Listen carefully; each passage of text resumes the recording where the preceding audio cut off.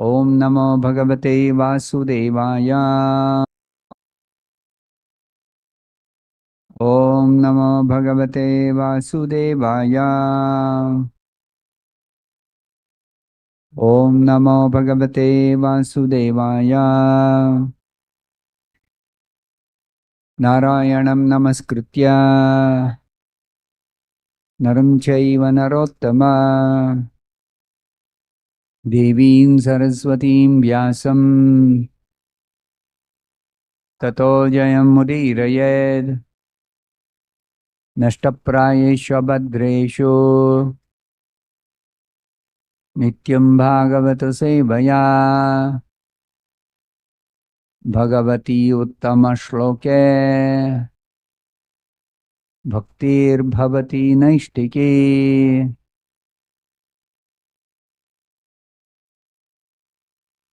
Reading from Srimad Bhagavatam, Canto 10, Chapter 1, The Advent of Lord Krishna, Introduction, text number 49 and 50.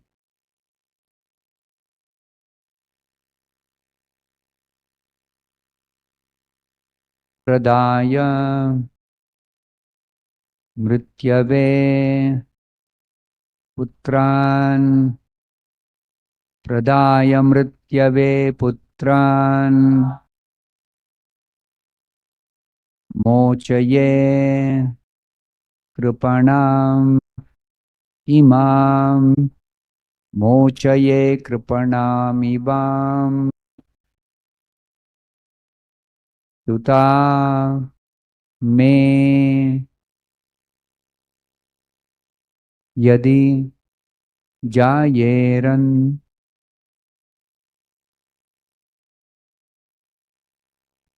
Suta me yadi jayeran mrityor va na mriyeta chet mrityurva na mriyeta chet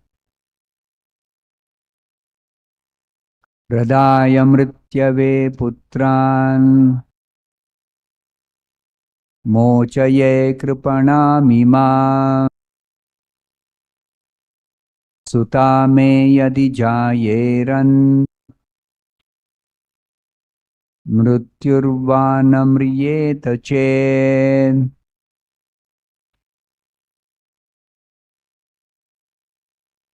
Pradaya mrityave putran mochaye kripanamima Suta me yadi jayeran mrityurva mriyeta chet. Pradaya mrityave putran mochaye kripanamima Suta me yadi jayeran mrityurva mriyeta chet. Pradaya mrityave putran mochaye kripanamima Suta me yadi jayeran mrityurva mriyeta chet. Next verse, 50th verse, I'll read by myself, kindly hear.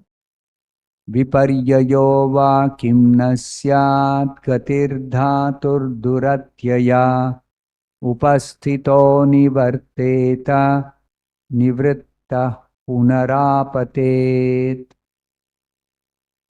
Word for meaning, please repeat. Pradaya, promising to deliver. Mrityave, unto Kamsa, who is death personified. For Devaki, Putran, my sons. Mochaye, I am releasing her from imminent danger. Kripanam, innocent. Imam, Devaki Sutaha sons may my yadi whether Jayeran should take birth Mrutyuhu Kamsa. Kamsa is called Mrityu, called death. Va or na not Mriyeta should die Chet if. Translation and purport by His Divine Grace A.C. Bhaktivedanta Swami Prabhupada. This is a translation of both the verses given together. Vasudeva considered, by delivering all my sons to Kamsa, who is death personified, I shall save the life of Devaki. Perhaps Kamsa will die before my sons take birth. Or, since he is already destined to die at the hands of my son, one of my sons may kill him. For the time being, let me promise to hand over my sons so that Kamsa will give up this immediate threat. And if in due course of time Kamsa dies, I shall have nothing to fear. Please repeat this translation of the two verses together. Vasudeva considered, by delivering all my sons to Kamsa, who is death personified, I shall save the life of Devaki. Perhaps Kamsa will die before my sons take birth. Or, since he is already destined to die at the hands of my son, one of my sons may kill him. For the time being, let me promise to hand over my sons so that Kamsa will give up this immediate threat. And if in due course of time Kamsa dies, I shall have nothing to fear. Purport by Srila Prabhupada. Kamsa wanted to save the life of Devaki by promising to deliver his sons. Vasudeva wanted to save the life of Devaki by promising to deliver his sons to Kamsa. In the future, he thought, Kamsa may die, or I may not beget any sons. Even if a son is born and I deliver him to Kamsa, Kamsa may die at his hands, for by providence, anything could happen. It is very difficult to understand how things are managed by providence. So this is Vasudeva's thought process. Thus, Vasudeva decided that he would promise to deliver his sons to the hands of Kamsa in order to save Devaki from the imminent danger of death. Thus ends the Bhaktivedanta purport. Om Ajnanatimmirandasya Jnananjanashalakaya Chakshurunmilitam Yena Tasmai Shri Gurave Namaha. Nama Om Vishnupadaya Krishna Preshtaya Bhutale Srimate Bhaktivedanta Swaminiti Namine. Namaste Saraswate Deve Gauravani Pracharine Nirvishesha Shunyavadi Paschatya Deshatarine. Jaya Shri Krishna Chaitanya Prabhu Nityananda Shri Advaita Gadadhara Srivasadi Gaura Bhakta Vrinda. Hare Krishna Krishna Krishna Hare Hare Rama, Hare Rama, Rama Rama, Hare. Very interesting thought process that is going on in Vasudeva's mind. Now, thought process, the speed at which everyone, please give attention here. Don't attend to the person. Somebody else is there to attend to the person. Be with me. Be with the subject. Forget about everything else happening around you. So many other things are going on, but give your attention to Bhagavatam. This is attentive hearing. Then you derive the maximum benefit. Of course, merely sitting in this class, you get benefit. But don't be satisfied with minimum benefit. Take the maximum benefit and accelerate your progress in Krishna consciousness. What does Shukadeva Goswami say? What is the use of a very long lifespan if it is simply wasted in eating, sleeping, mating, and defending? No use for long lifespan. Better one moment filled with Krishna consciousness. By that you can achieve the topmost perfection immediately. So this is Shukadeva Goswami's, because Parikshit was anxious. I have only 7 days time. So Shukadeva Goswami's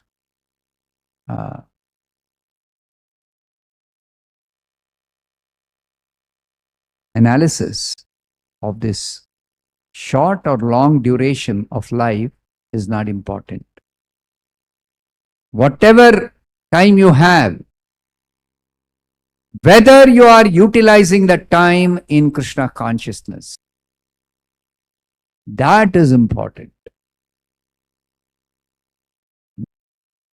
So now you are all sitting for Bhagavatam class. If you give your full attention, just this one class is enough for you to achieve perfection. Why? Because you are hearing the words of Shukadeva Goswami. You're hearing the words of Prabhupada. When they speak, every word is filled with the power of Krishna's own internal potency. This Bhagavatam is the incarnation of Krishna. Bhagavatam is the incarnation of Krishna. So Krishna is incarnated as Bhagavatam to deliver all of us. So please hear with full attention.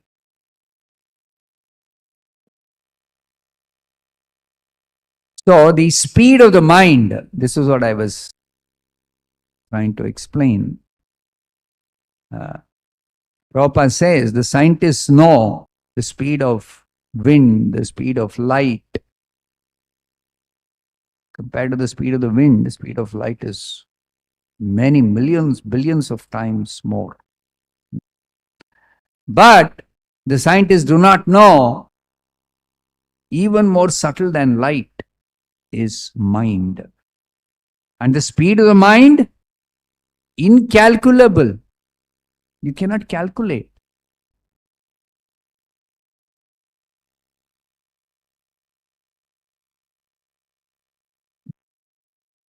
So speed of the mind is one moment you are in Mysore.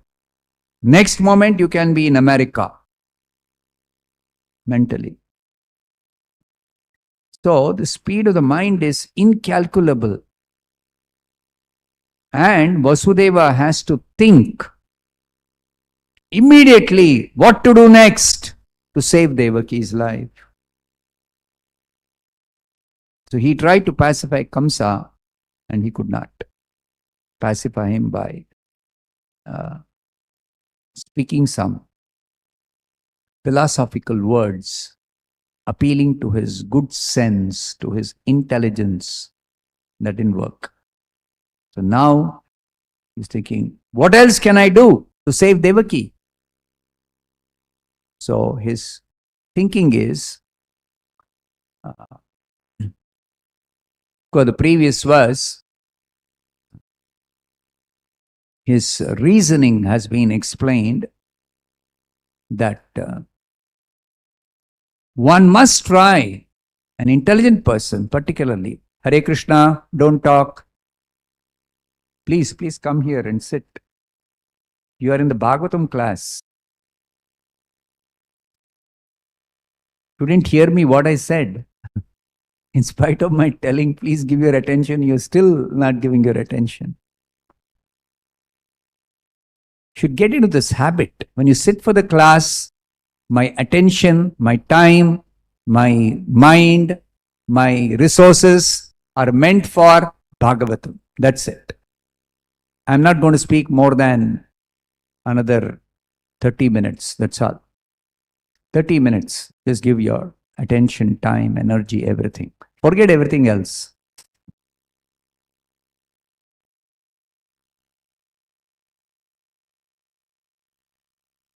What is it telling? Okay, the previous verse described how Vasudeva's thinking was, okay, I could not save her by intelligence, appealing to Kamsa's intelligence. So now what is the other alternative I have? So his thinking is, I must try still to save Devaki's life by some other method. And the reasoning is, an intelligent person must try to avoid death by any means, all means, if it is his duty to protect somebody. If it is a duty to protect somebody, when their life is in danger, must try to do something. But there is also the consideration of something called providence.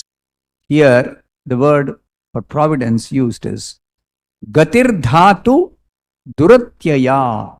Dhatu means providence. Gati is the movement. How? There is an unseen force called providence which is working.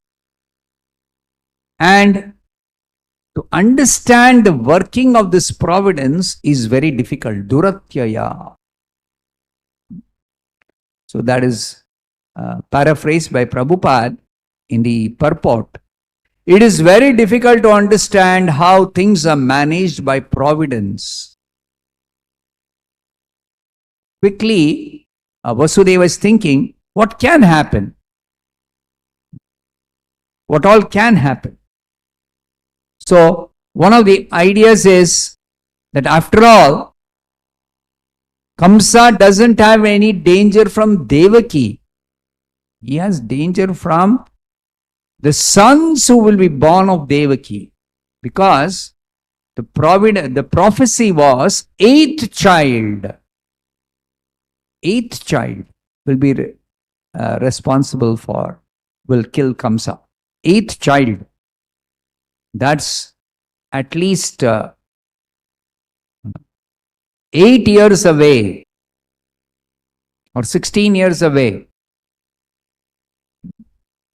So, something that's going to happen in the future, who can exactly predict or understand what's going to happen, how providence is going to work to reveal the future. What is this providence? Let's try to understand. Providence means the working of this material world according to the laws of karma, which is enforced by so many different responsible personalities. Who are these personalities? They are all the Devatas. Devatas working under the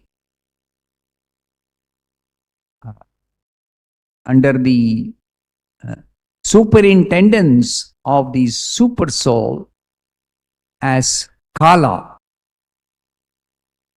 Kala, time factor.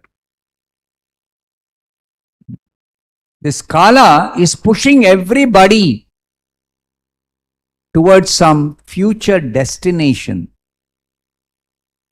including the Devatas. And the Devatas also have to do their duty of carrying out the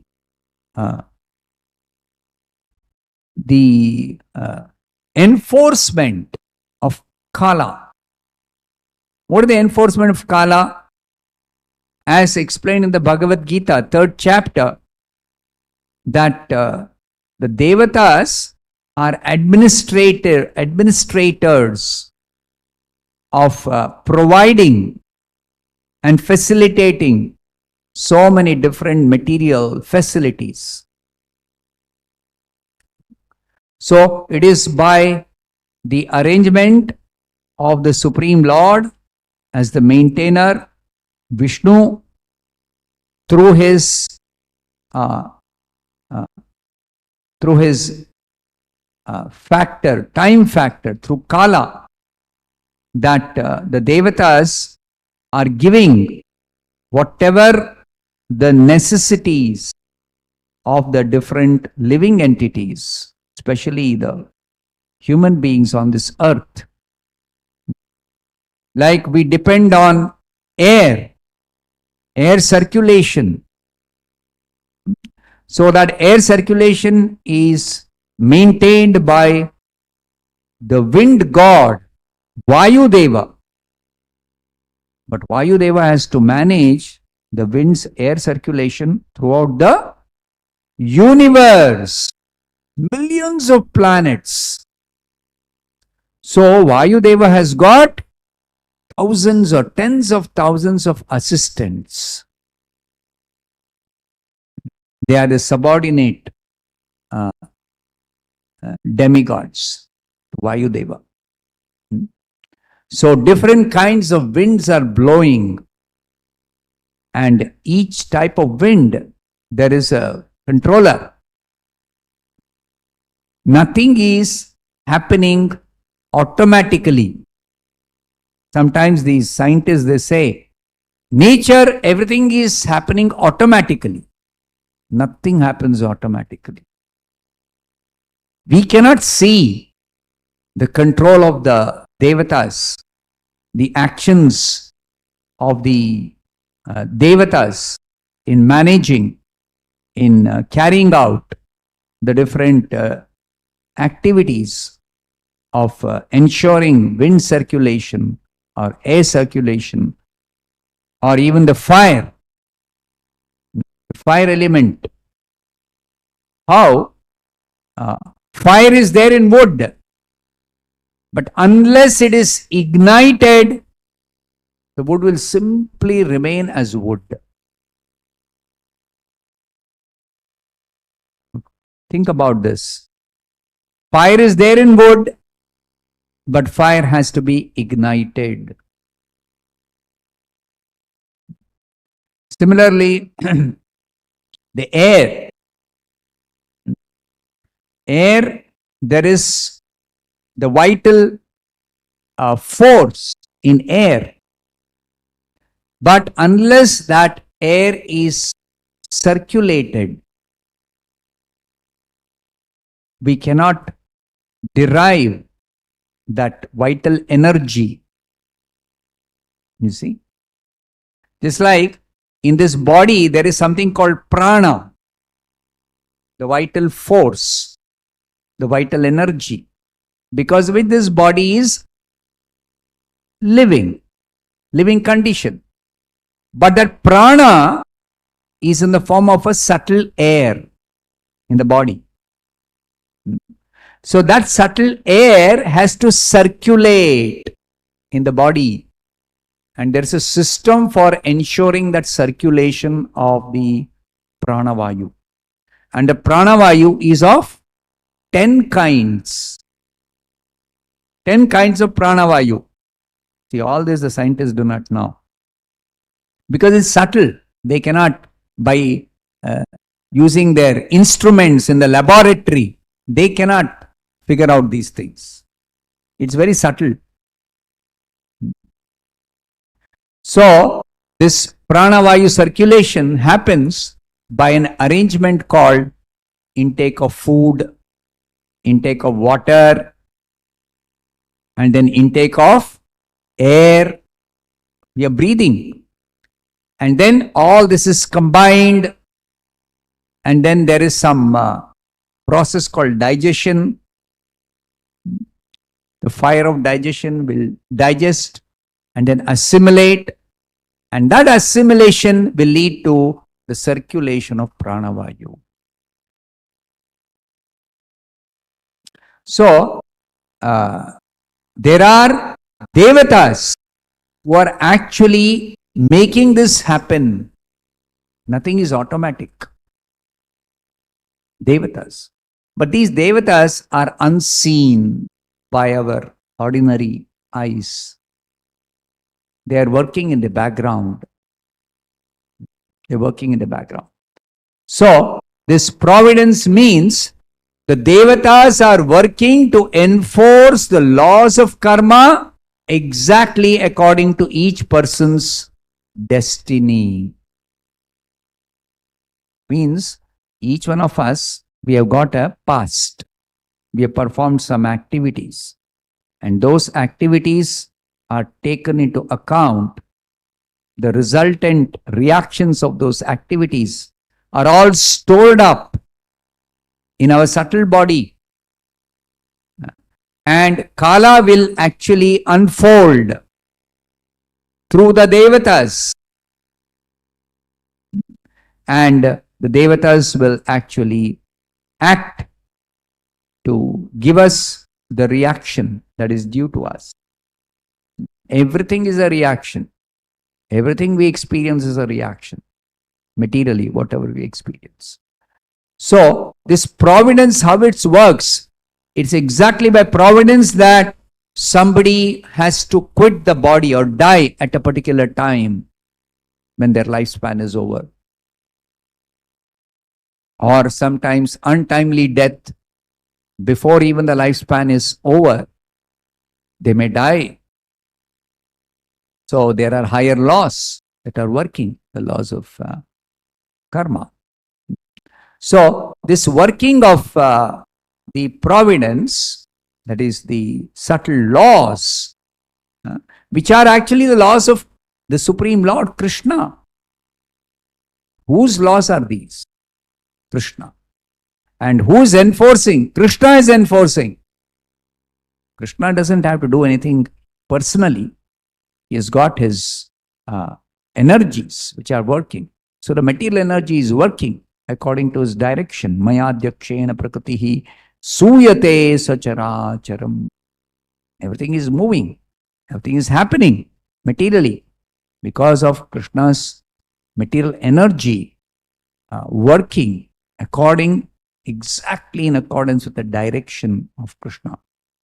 So that direction Krishna is giving by entering the hearts of all these devatas and actuating them to work, to perform their duties of controlling the different elements, the different arrangements, like that. So, exactly by the working of providence, when death is going to come, nobody knows. Actually, nobody knows. So some people think, oh, by astrological calculation, we can calculate when we are going to die. Yes, astrological signs can give you an indication. If the calculations are properly done, it may give you an indication that somebody may die after 80 years, or somebody else may die after 100 years, or somebody else may die just when they are 25 years old. So that astrological calculation can give an indication. But exact calculation, moment of death, nobody can calculate. That's never possible. And that is actually something which is always considered unknown, unseen, adrushta. It's called adrushta, unseen. So this providence will bring about death of Kamsa. But when Kamsa is going to die, cannot say. So that's why Vasudeva's thinking is, for now, let me save Devaki's life by promising to Kamsa. After all, danger is from Devaki's children. So as soon as the child is born, I will hand over that child to you, because you have fear of death from one of the children that's going to be born of Devaki. So then you protect yourself whichever way you want from being killed by those children, because Devaki is not any danger for you. So he's thinking that, how can I promise that I'll hand over the child to Kamsa, and this Kamsa, what will he do? To protect himself, immediately kill the child. So how can I hand over the child and the child will die? So he's thinking, no. The working of providence is very difficult to understand. So Kamsa may die even before my sons may take birth. Because we don't know what is his duration of life. We don't know. Nobody can calculate like that accurately. He may die. For now, if I somehow save Devaki, even before any of my sons are born, Kamsa may die. Then there's no fear, no danger. Okay. Just in case he doesn't die, and I hand over one of my sons as soon as the son is born, that son may kill him. Mystically it may happen. Now how can somebody think that a small child which is just born will kill some powerful demon like Kamsa? But then the what do you say? The instances are there. Just like Putana came to kill Krishna as an infant. But Krishna sucked out the life air of Putana. And nobody could understand. How did Putana die? How did Putana die? Nobody could think that Krishna sucked out the life air. Because the Brajavasis, at least, they do not know Krishna is the Supreme Personality of Godhead. They do not know. He is just their beloved child. The beautiful and charming son of Yashoda and Nanda. That's all they know. So they couldn't understand. So then they will attribute it to providence. They'll attribute it to providence. Sometimes it happens, a child is conceived in the mother's womb, and in the womb itself the child will die. And the doctors will not be able to figure out what is the reason the child died. Before it was even born, in the womb itself the child died. Or sometimes it happens, they say she delivered a stillborn child. This is an English expression. In medical terms, the child came out of the mother's womb, but it did not survive after coming out. How it died, why it died, nothing can be explained, nothing can be understood by the doctors.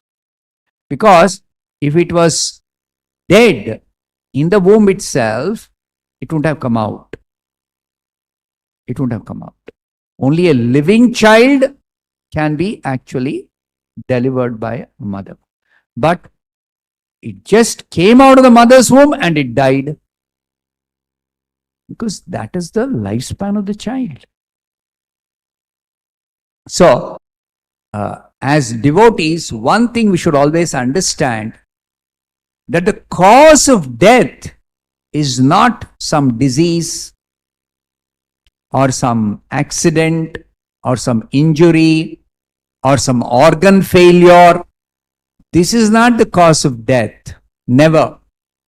The cause of death is that the lifespan is over. The lifespan is over. As long as I'm allowed to stay in this body, I'll be living in this body. When the time comes to leave this body, that is what is called as death. I have to leave. I cannot refuse. I cannot refuse. Nobody can do anything. No material arrangement is possible, or material intervention is possible to prolong my stay in this body when the time has come to quit the body. You see? So, Vasudeva is thinking, one of my sons will kill him, even if the Kamsa doesn't die before my sons are born. For the time being, let me promise to hand over my sons so that Kamsa will give up this immediate threat. And if in due course of time Kamsa dies, I shall have nothing to fear. Somehow Kamsa will die. He cannot live forever. Now, how he is going to die? That's in the hands of the Supreme Lord. So why should I worry about it now? So thinking like this, he decided to save Devaki's life by promising to hand over the children who are going to be born to Kamsa. And again, he's taking a chance, trying to save Devaki's life. As far as possible, one must try to avoid that. And we'll see what will happen. So I'll stop here. Srimad Bhagavatam ki jai, Srila Prabhupada ki jai.